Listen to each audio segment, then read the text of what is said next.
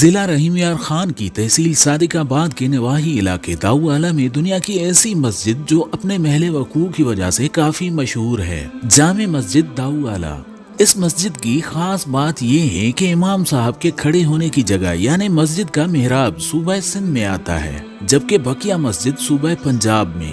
اس طرح امام مسجد صوبہ سندھ کے ضلع گھوٹ کی، جبکہ مقتدی یعنی نمازی پنجاب کے ضلع رحیم یار خان میں کھڑے ہو کر نماز ادا کرتے ہیں۔ پہلی بار پی ٹی وی کے مشہور شو میں اس مسجد کا ذکر طارق عزیز صاحب نے کیا۔ اس مسجد کی بنیاد 1930 کی دہائی میں رکھی گئی، لیکن بدقسمتی سے 1940 کی دہائی میں آنے والے ایک زبردست سیلاب نے اس مسجد کو کافی نقصان پہنچایا۔